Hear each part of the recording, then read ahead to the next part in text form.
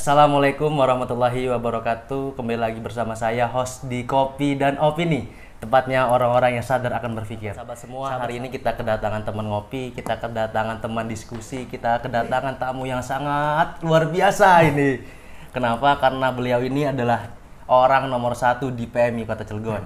Beliau adalah Ketua Umum PMI Kota Cilegon, sahabat Muhammad Rivaldi, atau biasa kita kenal di PMI Tumripal, ataupun biasa disebut Press Rival tuh ya. Press Rival.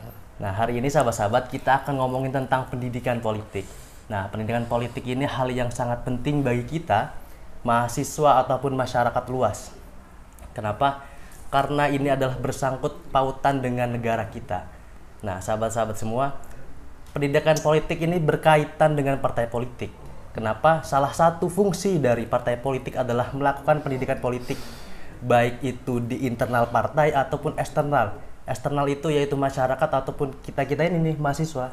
Nah, mungkin Tumripal, kita hari ini bisa memperbincangkan tentang pendidikan politik ini. Siap. Nah, dari Ketumripal, silakan open statement gitu tuh tentang pendidikan politik. Siap. Terima kasih sahabat Rega. Assalamualaikum warahmatullahi wabarakatuh. Waalaikumsalam warahmatullahi wabarakatuh. Selamat malam sahabat-sahabat yang di seluruh Indonesia, khususnya di Kota Cilegon. Perkenalkan, nama saya Muhammad Rivaldi. Alhamdulillah diberikan amanah untuk memimpin PMI Kota Cilegon periode 2021-2022. Menarik terkait tema memang yang tadi disampaikan oleh moderator terkait pendidikan politik ya. Nah, ini kacamata yang memang kacamata pandangan saya melihat pendidikan politik yang hari ini kan partai tidak melakukan sebuah pendidikan politik. Sebenarnya politik itu apa sih? Nah, partai politik itu kan memiliki kedudukan penting dalam konstitusi. Salah satu fungsi dari partai politik adalah melakukan pendidikan politik, ya kan? Namun parpol belum melaksanakan pendidikan politik secara maksimal, baik kepada masyarakat maupun internal partai. Kenapa sih hari ini partai itu harus memberikan pendidikan politik, sahabat Rega? Karena memang yang kita lihat banyak kaum milenial melihat politik ini ya buruk. Kenapa gitu loh?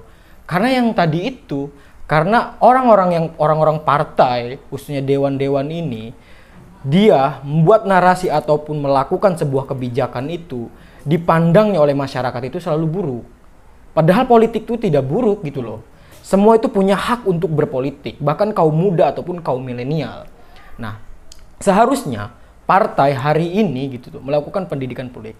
Minimal anggota partai ini tahu fungsi legislatif itu seperti apa, controllingnya itu seperti apa, budgetingnya itu seperti apa. Kita lihat secara menyeluruh, ya kita melihat seluruh Indonesia lah. Apa sih yang hari ini yang sudah dilakukan partai politik terkait pendidikan politik terhadap masyarakat? Kan di situ. Nah, sampai hari ini kan belum ada kan, sahabat Rega? Yang saya tahu belum ada. Belum ada kan? Selaku warga negara Indonesia belum pernah mendapatkan pendidikan politik dari partai. Bahkan yang saya analisa, yang saya lihat di masyarakat hari ini, melihat politik hari ini tuh ya selalu buruk dengan korupsinya, yang dimana korupsinya, kebijakan rakyat. Nah itu, nah ini kan yang membuat kaum muda dia malas berpolitik. Nah ini bahaya gitu loh. Kalau misalkan dibiarkan saja, ini bahaya. Itu Rega. Itulah awal yang dimana pandangan saya terkait partai politik itu, sahabat Rega. Nah, kalau kita cermati ya dari perkataan Abang bahwa hari ini partai politik belum maksimal dalam melakukan pendidikan politiknya. Pasti kan ada alasannya gitu, Bang. Ada sebab kenapa beliau ini gagal ataupun belum maksimal mengajarkan atau melakukan pendidikan politik ini. Dari pandangan Abang tersendiri itu seperti apa itu, Bang? Kenapa nih partai politik gagal melakukan pendidikan politik terhadap masyarakat bahkan kadernya sendiri gitu kan? Karena begini. Hari ini yang saya lihat partai yang memang anggota-anggotanya khususnya dari partai sendiri ya, ada eksistensi dan esensial. Nah hari ini yang saya lihat partai itu tidak ada esensialnya. Yang selalu dikedepankan itu ada politik-politik kepentingan, sahabat Rega. Padahal negara ini sangatlah luas dan sangat besar gitu loh. Masyarakat yang memang luar biasa banyak dengan pulau-pulaunya, bahasanya, sukunya gitu loh. Nah, sebenarnya partai ini memiliki ideologi tidak sih? Pastinya kan memiliki. Ya, pastinya mempunyai. Dan memang punya tugas dan fungsinya gitu loh. Bukan hanya ketika memang partai ini ada pertarungan politik, misalkan pemilu, pilkada. Atau pilkada, ataupun ibaratnya ada pemilihan dewan. Bukan itu. Nah, masyarakat hari ini ketika dewan butuh itu ketika ada pemilihan doang, sahabat Rega. Iya, datangnya pas pemilihan doang. Datangnya tapi pemilihan doang. Padahal di partai itu ada program yang namanya pendidikan politik. Biar apa? Biar masyarakat itu tahu bahwasanya politiknya seperti ini. Ada jangka pendek, jangka menengah, dan jangka panjang. Nah, contoh misalkan kita lihatlah pemilu tahun 2019. Itu kan selalu yang digaungkan yang namanya cebong, kampret. Apa itu? Iya. Nah, itu kan seolah-olah membuat narasi terhadap masyarakat bahwasanya politik itu ya bahan lucu-lucuan. Iya. Bahan lucu-lucuan. Padahal yang ada 3 poin yang memang berpengaruh di negara kita itu ya. Pertama ideologi, ekonomi, dan politik. Ini sangat berpengaruh, Rega. Iya. Kalau tidak ada 3 poin ini bahaya.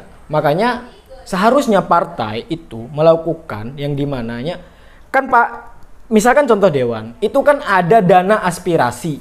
Ada dana aspirasi. Iya kan? Iya, ada. Besar lah. Besar. Kan tahu ketika memang Krisdayanti pernah kan ya, dia diwawancara kan, gajinya berapa itu. Gajinya berapa, terus memang dana ini segala macam ada. Ada reses, ada dana per bulan, tunjangan, banyak. Nah, saya lihat, misalkan kita bicara politik yang ada di Kota Cilegon.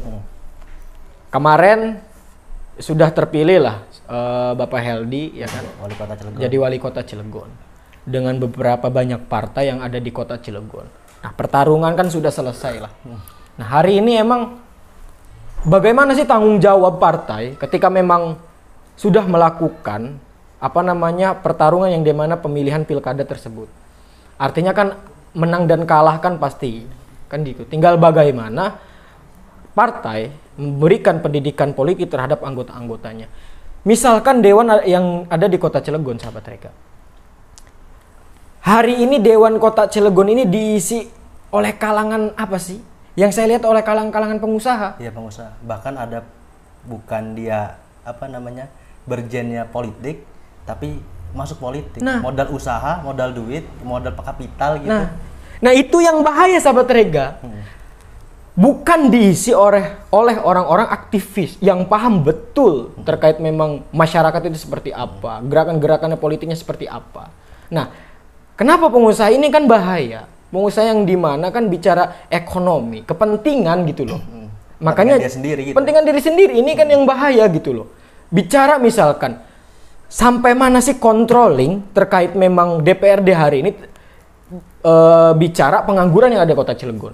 Contoh hari ini pengangguran Kota Cilegon sekitar 12,69%. Bagaimana nih? Walaupun memang kebijakan sepenuhnya itu adanya di eksekutif, tapi kan legislatif itu punya peran mengingatkan, mengontrol eksekutif ini loh. Nah, ada otomatis dewan yang hari ini terpilih menjadi dewan DPRD Kota Cilegon itu punya kewajiban mendengarkan keluh kesah masyarakat terkait daerah-daerah yang ada di Kota Cilegon, masyarakatnya yang pengangguran gitu loh. Sampaikan, kan di dewan itu kan ada dananya. Iya, ada dananya.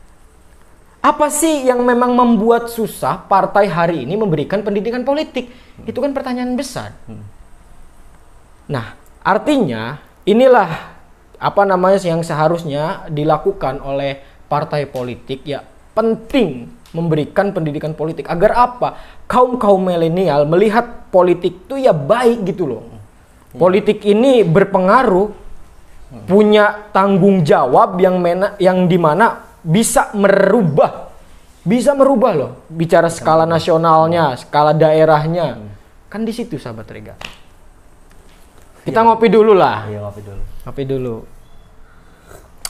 Ya, menarik Bang Katangan tadi bahwa sekarang itu kan isi dari partai ini kan bukan orang-orang aktivis, bukan orang-orang yang paham politik, hanya para pengusaha ya.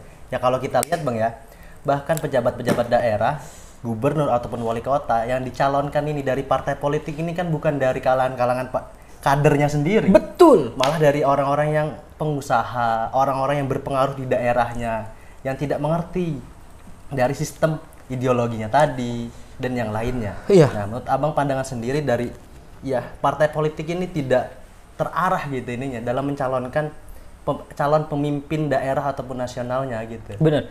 Makanya itu betul.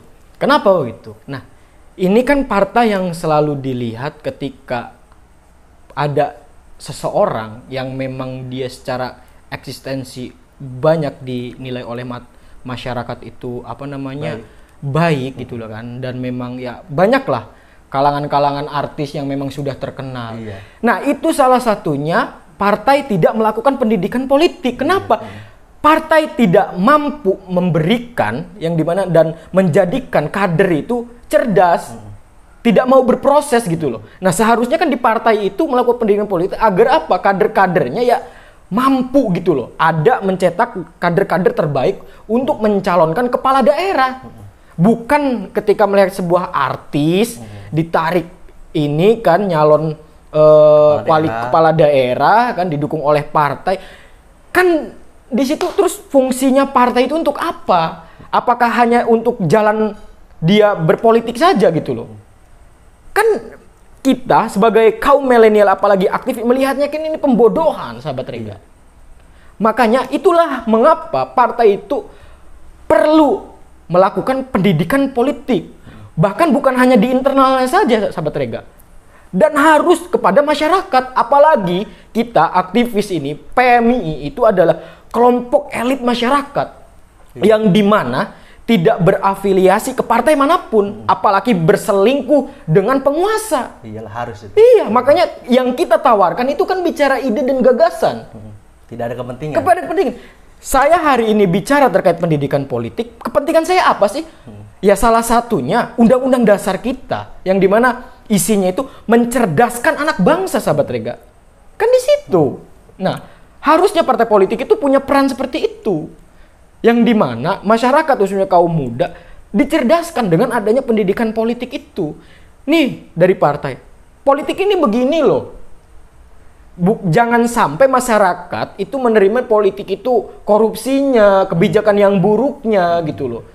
Ini yang bahaya. Kiranya tadi yang memang jadi pertanyaan terkait artis ditarik politik. Ini kan salah satu menunjukkan bahwasanya partai hari ini tidak melakukan pendidikan politik.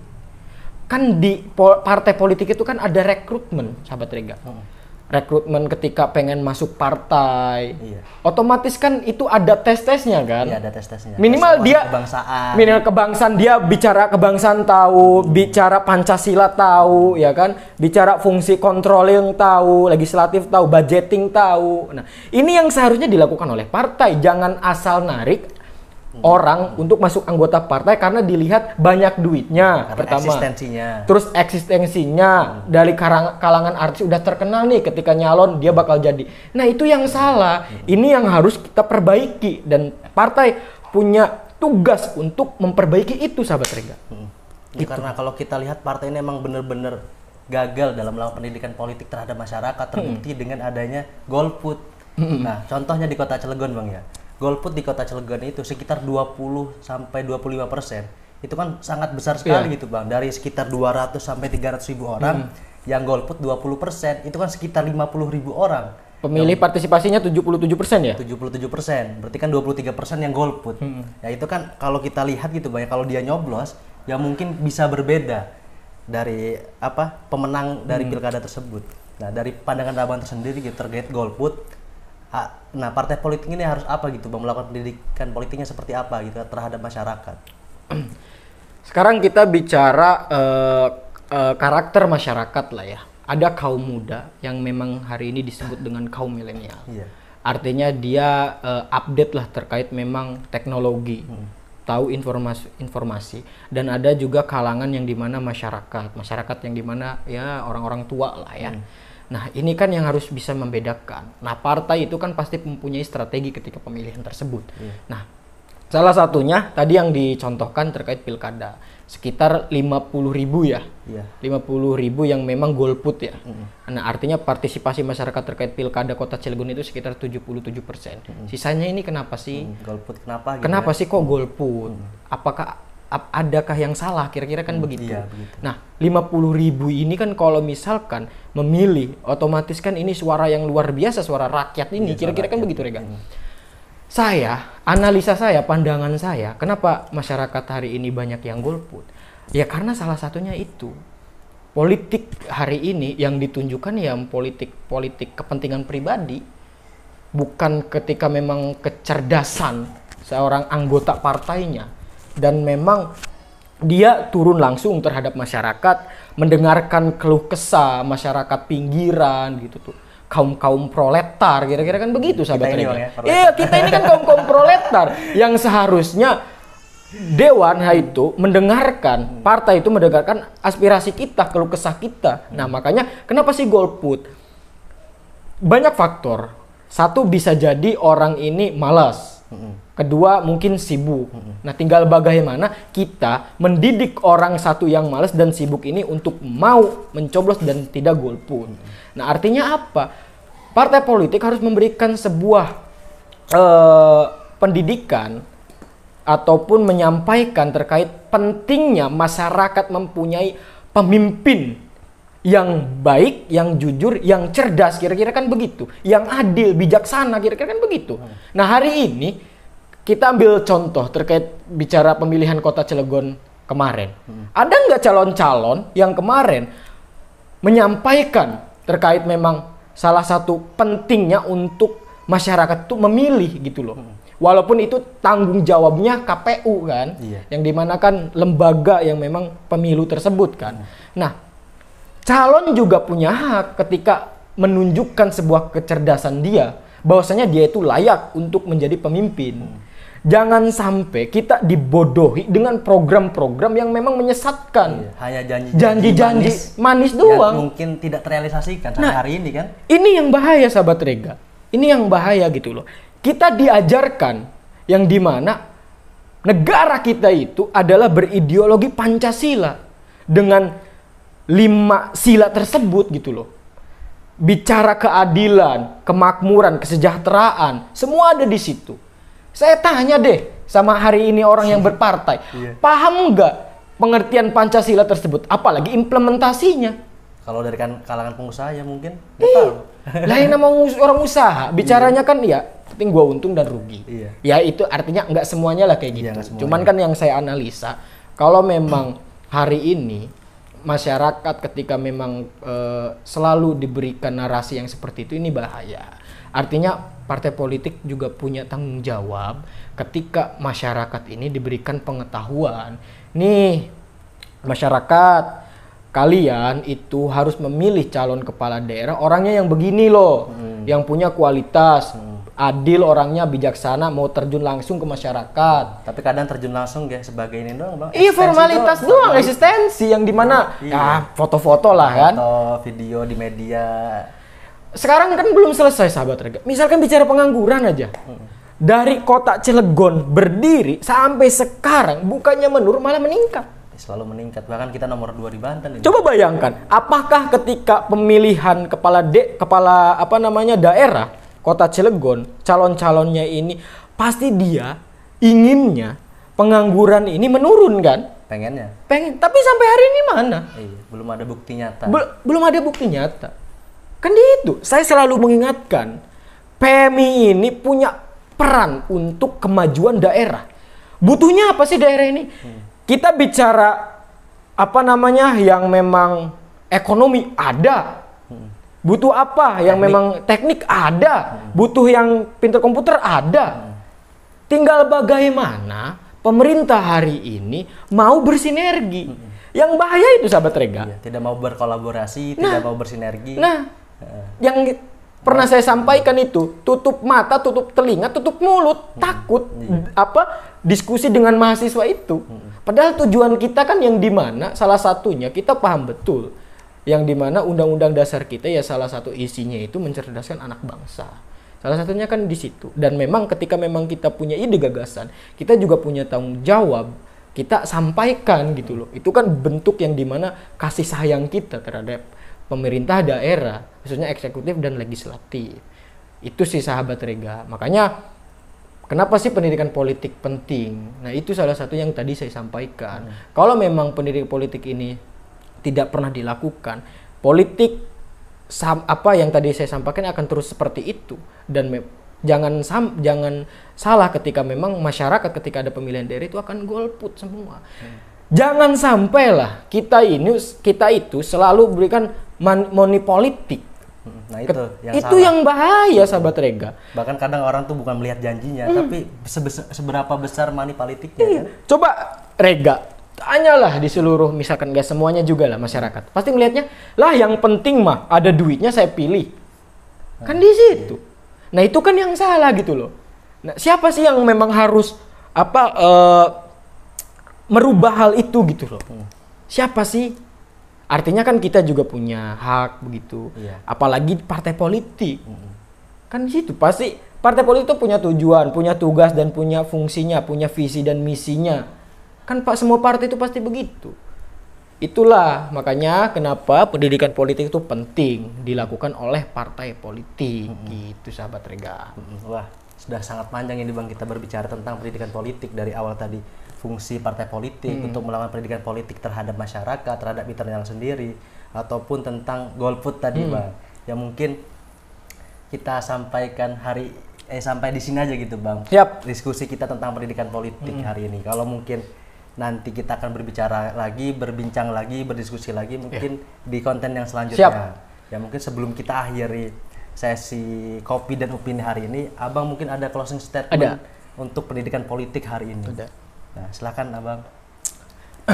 Closing statement saya sederhana begini. Hari ini kita sudah selesai bicara ideologi. Ideologi negara kita ini apa sih? Pancasila. Iya. Nah, bagaimana sih implementasi Pancasila sampai hari ini? Nah, salah satunya kan menyadarkan kesadaran kepada diri sendiri. Bahaya sahabat Rega. Ancaman ideologi asing ini luar biasa terhadap kita itu. Apalagi dengan teknologi yang sangat canggih. Secara tidak sadar, ancaman-ancaman ideologi asing ini sudah masuk sahabat Rega. Nah, kita sebagai kaum milenial, tinggal bagaimana kita ini mau kalah dengan zaman, apa kita yang mengontrol zaman tersebut. Pilihannya kan sederhana seperti itu. Nah, kita ini kan kaum milenial, bagaimana caranya harus mengontrol zaman tersebut. Bahaya sahabat Rega, kalau misalkan kaum muda hari ini dibiarkan, apalagi bicara kepolitikan, politik yang memang tidak tahu gitu loh. Makanya ke depan saya harap kepada stakeholder yang memang semua kalangan masyarakat, kalangan mahasiswa, kalangan legislatif, kalangan eksekutif, partai, dan memang ormas segala macam. Ayolah kita sama-sama kita sadarkan teman-teman masyarakat khususnya pelajar, mahasiswa bagaimana pentingnya yang memang mengimplementasikan ideologi Pancasila. Itu sahabat Rega. Itu sih mungkin closing statement saya. Terima kasih ini Ketua PCPI Bangkat Cilegon sudah hadir di Kopi Opini hari ini di konten ini. Mungkin saya minta maaf Bang kalau ada kata-kata yang salah. Mungkin sahabat-sahabat semuanya kalau ada kata-kata yang salah kita sedikit keras wajar lah. Kita kan kopi opini kan. Kita sedikit keras nggak apa-apa lah Bang ya. Karena soalnya ini pendidikan politik itu penting sahabat-sahabat. Jangan sampai sahabat-sahabat yang menonton ini lupa akan pentingnya pendidikan politik. Karena politik itu berkaitan dengan kemajuan dan kemunduran bangsa kita. Nah, mungkin itu saja sahabat-sahabat yang bisa saya sampaikan dan kita diskusikan pada hari ini. Kurang lebihnya saya mohon maaf. Wallahul muwaffiq ila aqwamit thoriq. Wassalamualaikum warahmatullahi wabarakatuh. Waalaikumsalam warahmatullahi wabarakatuh. Salam pergerakan. Salam pergerakan.